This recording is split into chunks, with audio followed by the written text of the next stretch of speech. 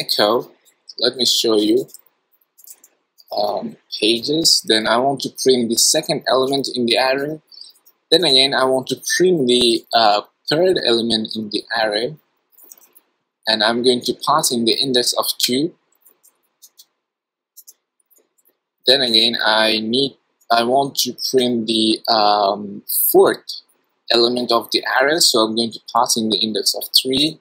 Then again, I'm going to print the fifth element of the array, and I'm going to pass in the index of 4. And lastly, I'm going to print out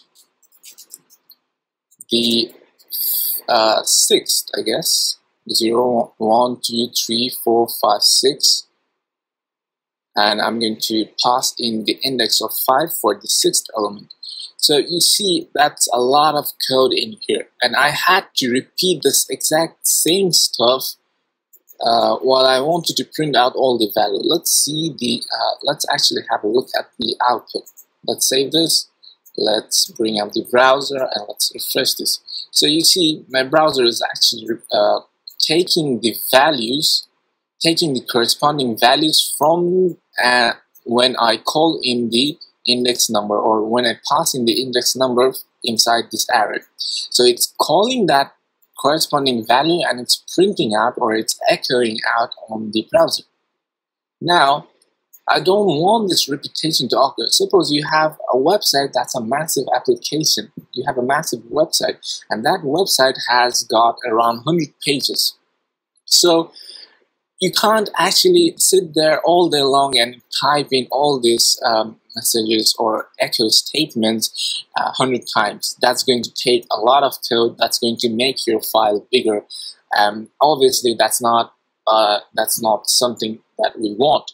We want the program to do the calculation for us. We want the program to do this exact same stuff, or do the iteration or repetition part for us, rather than us doing it for the program. So in here, we're going to introduce, or we're going to get introduced to the concept of for loops, or looping essentially. So for loops is one of the concepts inside looping. There are two other types of loop. One is the while loop, and the other one is the do while loop. Now, the do while loop is not essentially very important right now. It's not always used. The most applicable one inside many of the applications, or many of the web applications, is the for loop, because the for loop is actually compact, and you can actually use the for loop with few short lines. And the while loop is a little different than the for loop. We are also going to look into the while loop, but what you can do with the while loop, you can actually do the same thing with the for loop with fewer and simpler lines. But the while loop will take far more, or will take several lines. But when you use a while loop, you might have to use like 10 lines, or you might have to use 5 lines. But when you use that using the for loop, then you can actually optimize your code, and you'll only have to use, suppose, 3 lines or 2 lines of code, and that's enough for the program. Now, because we're using the concept of indexation in here, or we are just typing in the element's value, or we are only typing the value in here, behind the scenes the compiler is assigning an index number or integer index along with this elements, but we can't see them.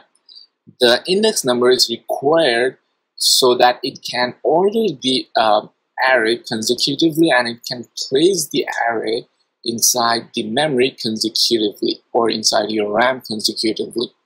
So because we have a consecutive array, or we have a consecutive elements inside the array, that's why our array is sort of predictable. We can actually predict what comes after what. Like if we have if we in this array we actually have 6 elements, so we can predict that the counting will actually start from 0 and it will end at 5.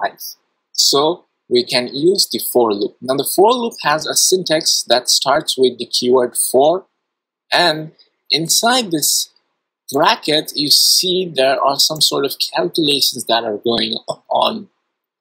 And then again we see a clause, or we also see a block that we have already seen when we use the if, else if and else statements. Now let's focus onto this bracket. This is the important part for the for loop. There are three main things that are going on inside the loop. The first one is known as the initialization statement. You can actually see that we have included a semicolon at the end of this simple statement. So this essentially is a statement inside this loop. Then again, we have got another one that is known as the conditioning statement.